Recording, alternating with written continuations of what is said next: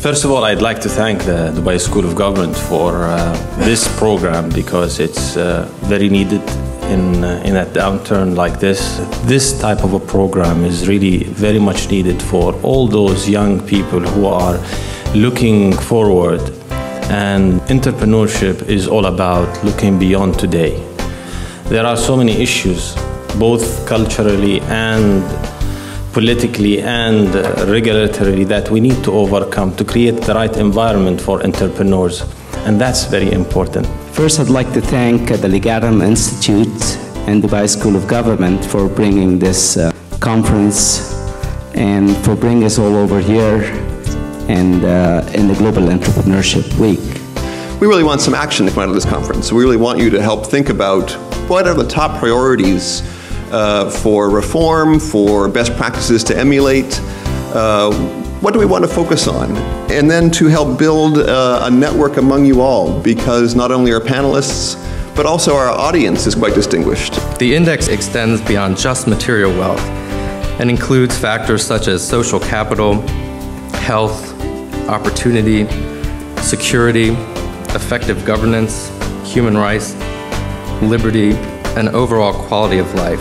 In order to talk about regulatory reform, to talk about the ability to spawn entrepreneurship, we need to understand the environment within which it operates. The Doing Business data set looks at, as I said, the life cycle of a small, medium-sized enterprise from inception or business registration to expansion, operations, and if necessary, demise or the closing of a business. Just last week, we launched another report, which in fact is the only regional report that the Doing Business project issues, and this is the Doing Business in the Arab World report.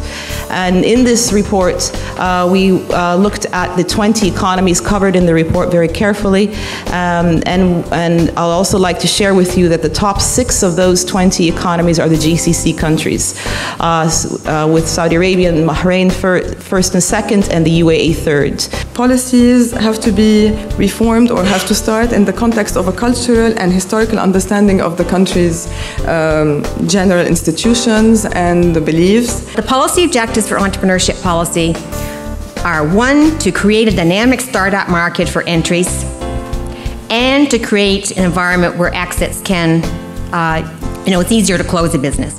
2nd, to stimulate a culture and climate for entrepreneurship. And thirdly, to stimulate more entrepreneurial activity, new businesses, and new entrepreneurs. That's for many countries in the region, the main problem is not reforming more rules and regulations, but improving their implementation. Are we actually hiding behind the one-stop shop by remaining with 500 legal procedures to undergo, or are we actually revising that legislation to actually decrease these procedures? The government did not have the political will to do that because they have 7 million in the bureaucracy and they're not going to fire anybody. They are a stage in a process of making your regulatory environment more efficient. You can take that step even further to what is called a single window concept, and then you can take it to the ultimate process, which is an online service.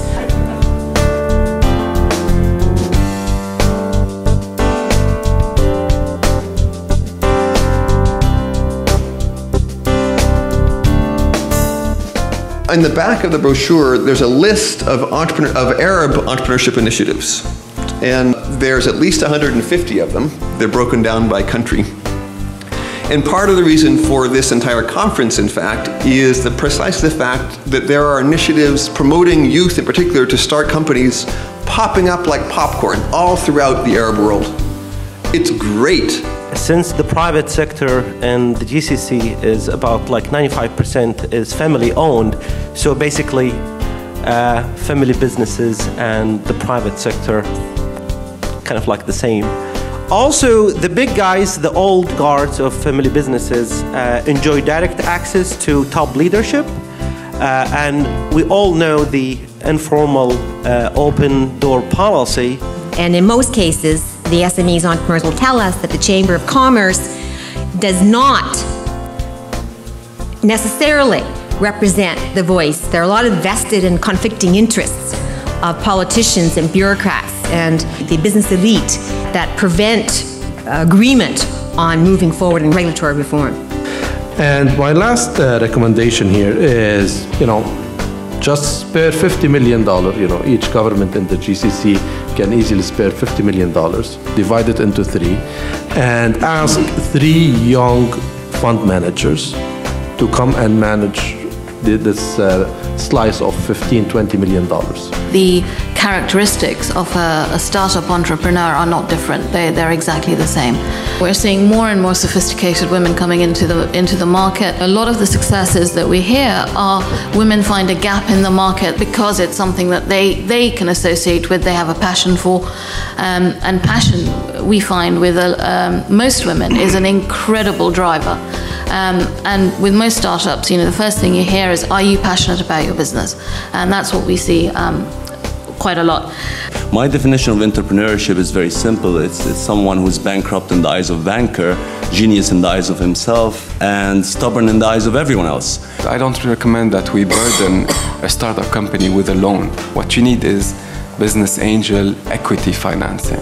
So a business angel network in every city is what we need in the Arab world. The most efficient way that I witnessed mainly in Europe is what they call a sidecar fund. They provide loans or equity that matches the angel investor's money. And then there's this idea of taking government money, perhaps from the sovereign wealth funds, and allocating that to specialist venture capital fund managers across the region, detaching the government incentive from a professional fund manager who will just back the best entrepreneurs and the best businesses in the market. At LowQ Ventures, we clearly believe that business is development. So by addressing some of the major social challenges of our time, you can create great scalable businesses, and entrepreneurs that find a way to provide access to capital in a scalable way, they're going to transform the economies in which they operate. So if we're cheerleading youth to start companies, we have to take responsibility that under existing regimes in much of the Middle East, there's at least a potential, if your company becomes insolvent, you become bankrupt, that you could go to jail. That's not irrational, that's not cultural, that's not attitudinal, that's not mindset. That's an incentive structure. I previously was an entrepreneur, started 4 businesses, one of them that went completely bust, 2 that did okay, and one that actually did extremely well. I, before getting into corporate life, ran my own businesses, 3 of which the first, like Imad, failed spectacularly. I started 2 other businesses, I went bankrupt, and then I went on and started a 4th business, I did well. I was an entrepreneur myself, started several companies, mainly in Lebanon, failed twice and succeeded twice. Henry Ford failed and went bankrupt 5 times before he succeeded. Today, the UAE requires a distinct insolvency law. Certain insolvency proceedings could allow a debtor to stay in business and use revenues to resolve the debts they owe. We need a law that treats people who go bust in a respectable way. Wholesale reform of the personal bankruptcy and corporate insolvency legislation. We have seen the spread of these types of reforms across the globe, widely across the EU, with a certain level of harmonization, and in the United States. In the region here, obviously this reform is being spearheaded in part by HORCAMA, the Institute for Corporate Governance, who issued a declaration on insolvency and creditor rights systems in the MENA region. The key there is that not everything needs to be done through a judicial process. There are, in many jurisdictions, self-help remedies. Approaches to dealing with insolvency that exist in the United States on the one hand and in the UK on the other. They are fundamentally different. The idea of new money, debtor in possession, and a cram down is fairly unique to the Chapter 11 process. The countries that